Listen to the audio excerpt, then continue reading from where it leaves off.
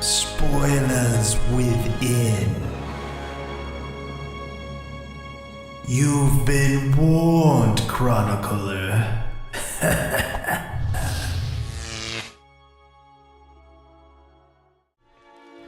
Hello and welcome back to Tyranny. Let's continue where we left off. So we've got a level up that we need to do here on Barrack, so let's do that.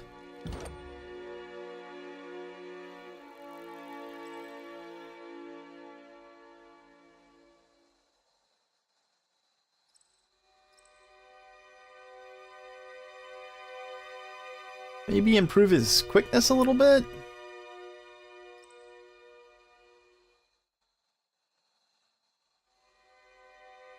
See, that would help with one-handed, which he uses.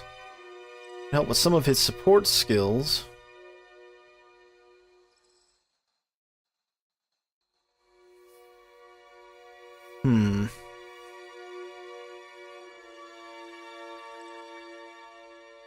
We could double down on his vitality. Let's just go on vitality. He's a tank.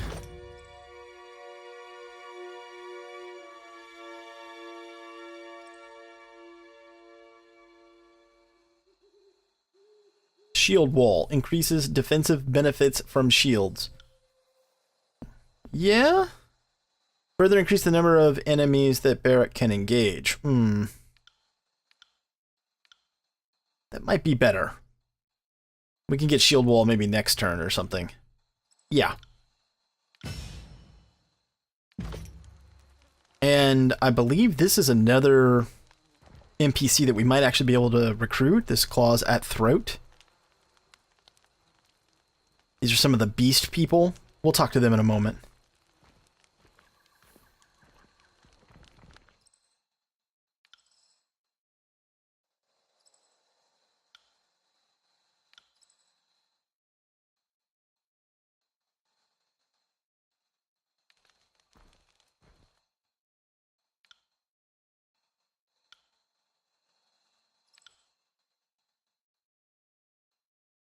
Subterfuge, magic, lord. Nah, he doesn't need any of that stuff.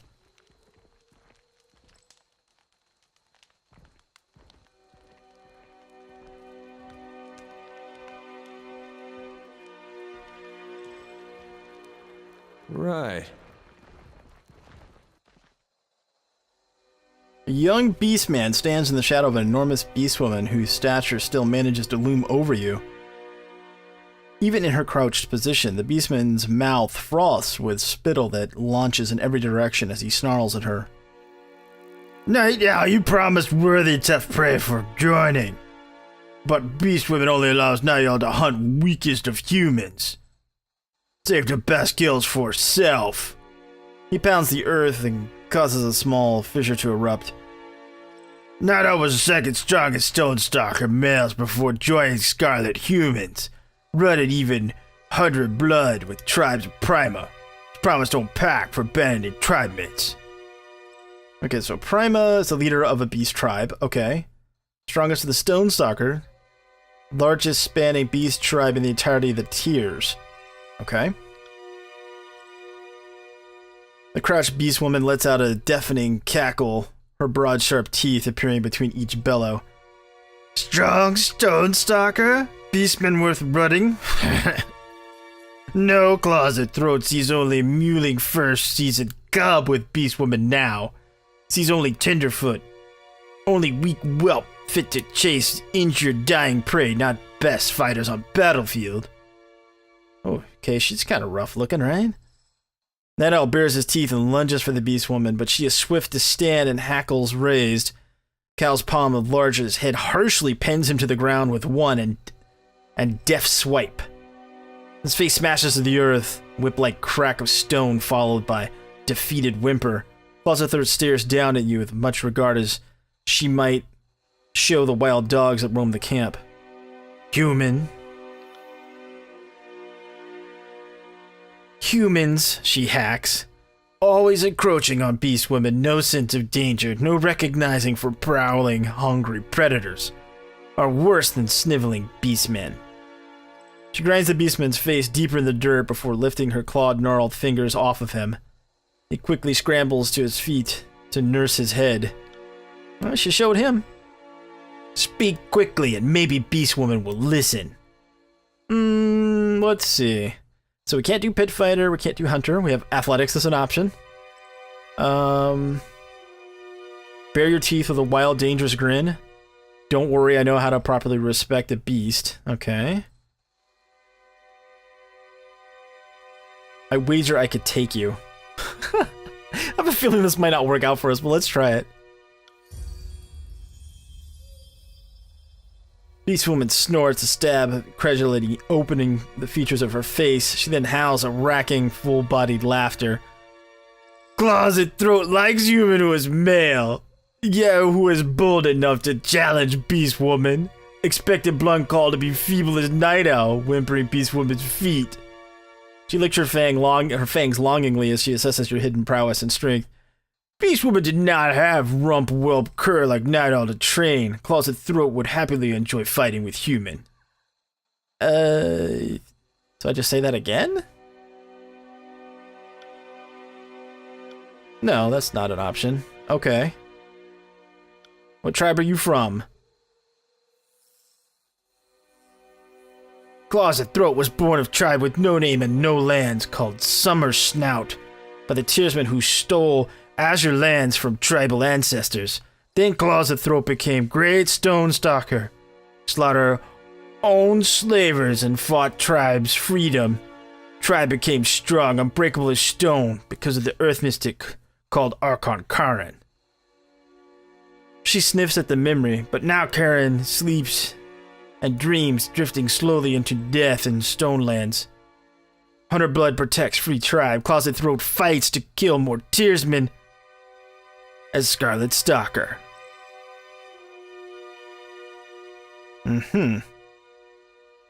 Okay, I'll do this one then.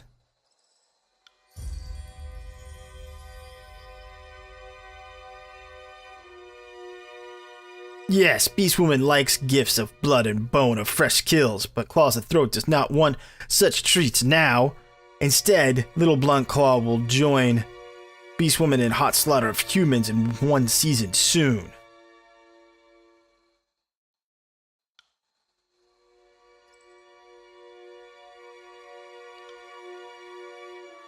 Yeah, how did you come to join them?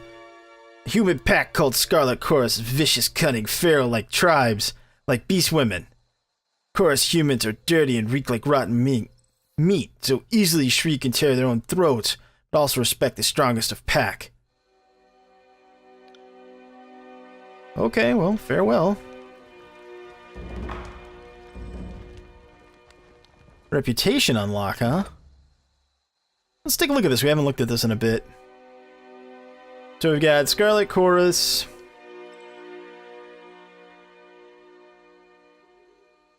Our disfavored rep. We've got this Stand Together, Stand Still, +1 resolve. Vendrian Guard. We got 2 levels of Wrath going here. Lantry, we got 2 levels of Loyalty.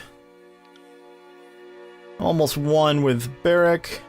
Versus up to 3. Death from Above. Launch Verse into the air, allowing her to unleash a series of well-aimed arrows into the target from above. Each of these arrows strikes true and has armor penetration. 20 to 23 pierce. Range 25 meters with an 8 armor pen? Wow, that's badass. Okay. And then Ebb. So Ebb is another companion that we could get. Which is kind of strange. I guess it depends. I guess if you are not holding to the sometimes evil wins sort of, motto and thought process of the game, you could chart your own course in this, which is one of the reasons why I like the game. So I think this would be more if you were kind of going down to borrow a kind of a term from, say, Dungeons and Dragons. That would be like if you were maybe going like a chaotic neutral path or something like that, or chaotic good, if they even use such terms anymore. Then we have Favor with Tunon. We're up 1. Graven, we're up 3. Interesting. And Voices of the Rat are right there, a little bit less than 1. Okay.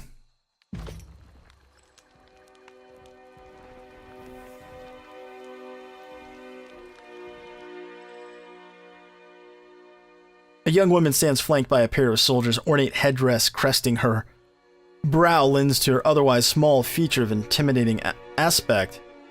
From gear to gown, everything about her starkly contrasts with the wretched state of the camp. She looks at both of you. She looks both at ease and uncomfortable. Composed in her element and completely unsure, she turns to you. Greetings, worm. Her voice takes you off guard. It's bare of any inflection, yet full of beautiful music. Oh, right. Yeah, she's the songstress, the caller.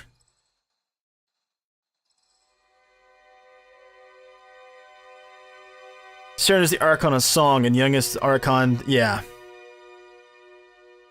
Young and inexperienced, Cern is sworn to the voices of Narad, who uses her power of charm and manipulation to swell the ranks of the Scarlet Chorus with quote-unquote volunteers.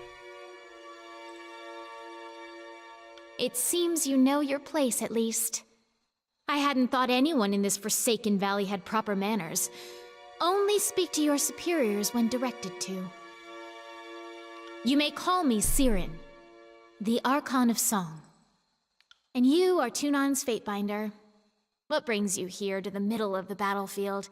Did Kyros send you to shame Ash and Nerat into action? Why, yes, they did. Ash certainly needs someone to dig heel into his back, if only to distract him from his problem.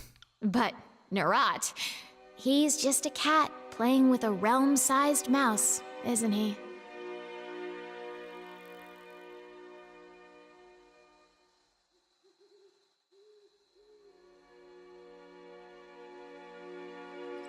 You haven't heard? Now I find that fascinating. A representative of Kyros sent to deal with the Archons, and you weren't told the whole story. How scandalous. The disfavored are very close with one another. If one is lost, it's practically like losing a family member. Can you imagine how Ash feels after losing a handful of his men? Anyway, we have a more important matter to deal with. There is something you can do to assist me.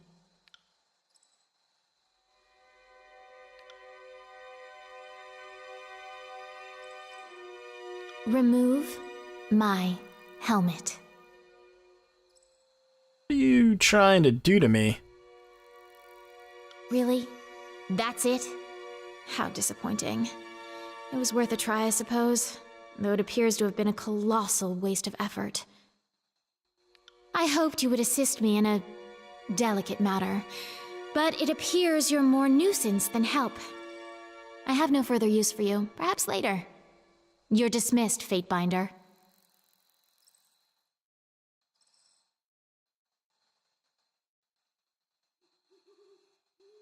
I said dismissed until I have further need of you. For the love of Kyros! That was the Archon of Song in the flesh! Yeah, just keep walking away.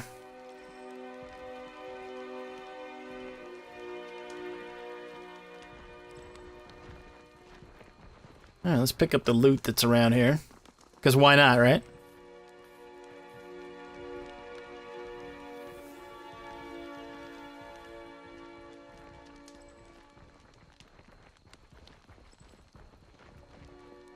It's all in the reflexes.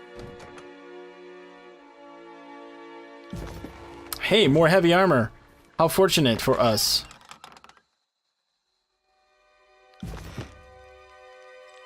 The lack of sort of loot diversity is... I hope there's more, like, light gear later. Or maybe, perhaps it's actually random, I don't know.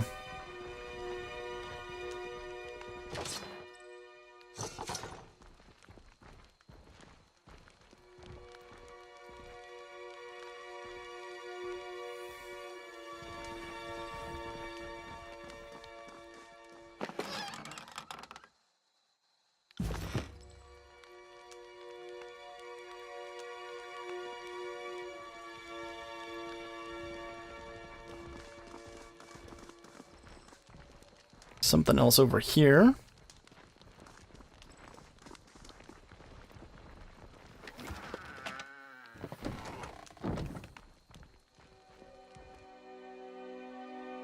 Hail, Fatebinder of Tunon. This favorite officer pounds a heavy gauntlet against his chest. A stiff but warm greeting. Where I'm a betting or superstitious man, I'd say fortune must favor me today. I am not. But I'm pleased to meet you all the same. Now it brings you my little slice of personal damnation, otherwise known as this here mud and stinking chorus camp. Anything you'd like to report, soldier? Maybe you've noticed something unusual during your time here? What about the chorus isn't unusual? The army itself is a strange, malnourished beast, but no. The screamers seem to mostly be in order, sir. And I haven't been spying, if that's what you're implying. Of course, even if I was, it'd be damn near impossible to learn anything about this. Fifth Eye and those damn Furies don't even loop me in enough for me to have any detail. And it's not for lack of trying on my part. What do you mean? I'm not here to keep a steady eye on the Oathbreakers, but I give far too much freedom after their conscripting. Here to be a resource of benefit for both armies, I can provide insight regarding proper stratagem and request for stock of troops from Iron Marshal Eranos for reinforcements if needed. They won't listen to me, or confide in me, or fight beside the brethren I could request.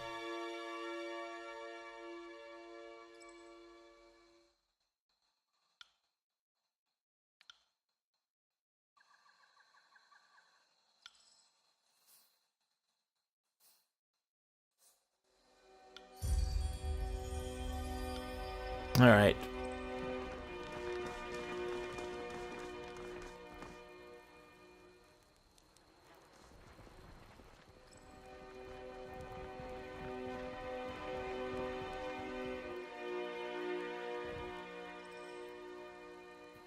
Hey, we didn't talk to that guy.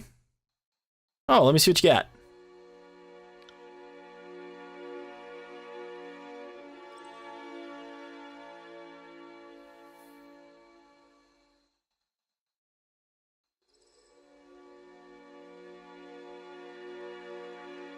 Seven to 12, 4 actually, 3 armor pen, and also ranged. That's kind of nice to have that flexibility, but...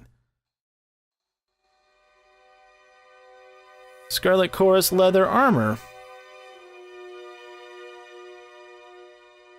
It's a nicer version of the one I'm wearing.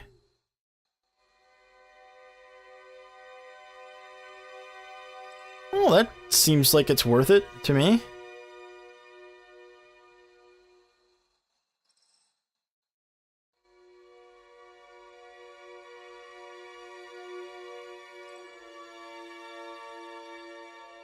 Sigil of Fire. Plus 10 control fire. That's kind of cool. Lesser healing potions. Yeah, I'll take those for sure. We'll take that armor. How about these boots?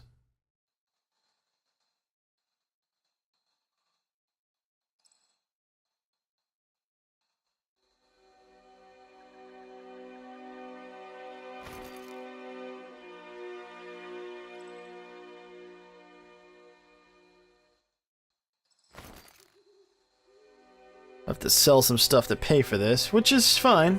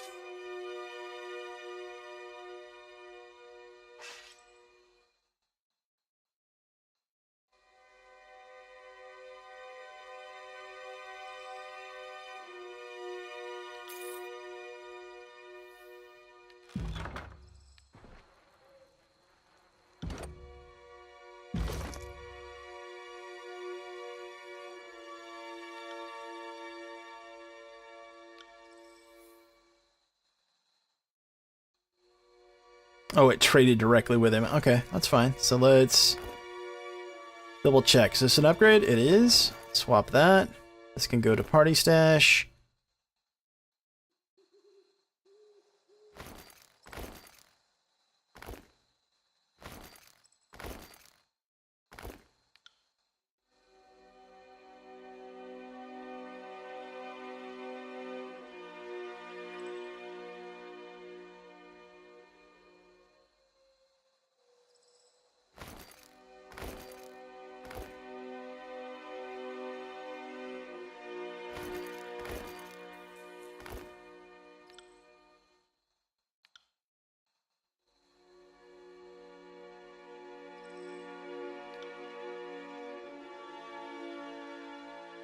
Gorget protects the throat during battle, offer a little in the way of flexibility, plus 10 parry.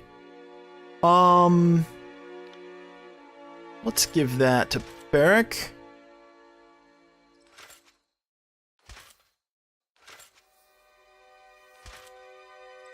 What's his parry? 73, 83. Nice. So base value 48. Shield modifier of 25, and then studded Gorget plus 10. Oh, okay. Need to be looking at these subsets more carefully. Yeah, I'm still kind of getting my arms around all of the stats, quite frankly.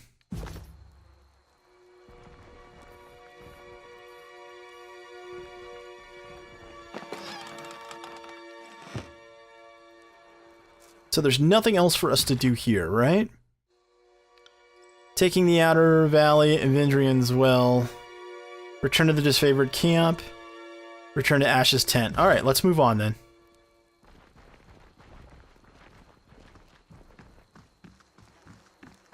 Something back over here. Let's go check that real quick.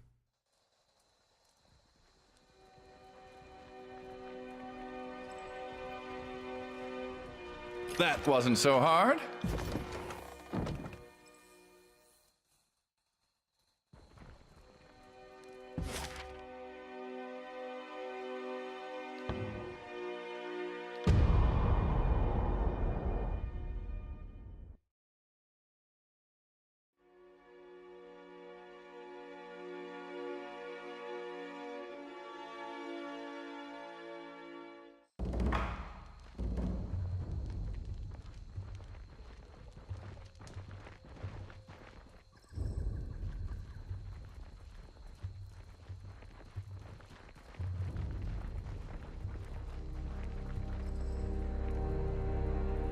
We need to talk to the marshal?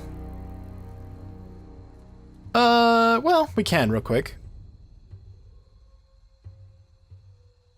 With all due respect, our cohorts have proven themselves against these apex fools time and time again. What can your earth shakers do that other than get in the way? I don't want to be here. Sevius and my orders don't involve proving our value to you. The great general doesn't want our magic on his side, then he can order us to stand down and sit this one out. I don't question what your mages bring to the table, Hellspar, but my reservations are about your leaders. Why couldn't Radix show up here and siege himself? He has more pressing issues than the state of conquest. I'd like to hear about it from his mouth. Oh, I got a war mage option here. A mage who doesn't show up to the fight has no place in Kyros' hierarchy. Yeah, we'll go with that. A mage who doesn't show up at the fight has no place in Kyros' hierarchy. You make a fair point, Fatebinder, and insofar as it keeps with Kyros' law, at least.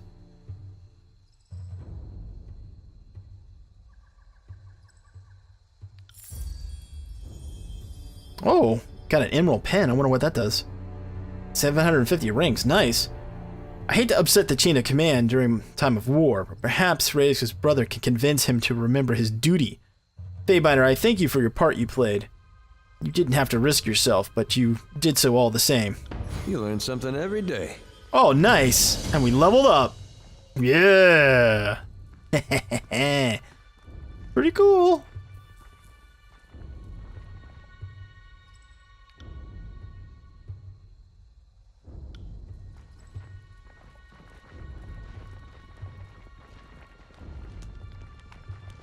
Now, does he want to talk to us? The actual Archon?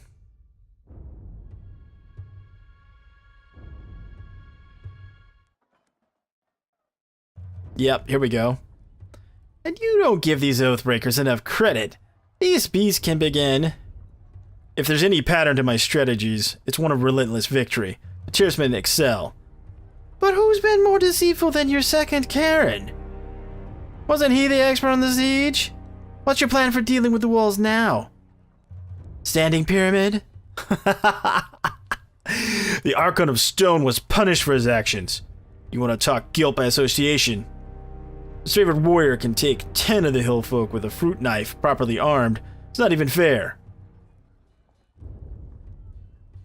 Alright, I'll tell you what we're going to do. We'll do this level up, and we'll handle this conversation with the Archons at the beginning of the next episode, and then I think we'll be headed out, it looks like for the final thing, at least in this section. Yeah, because we've got taking the Outer Valley is the only thing left in our primary, so that's what we'll do.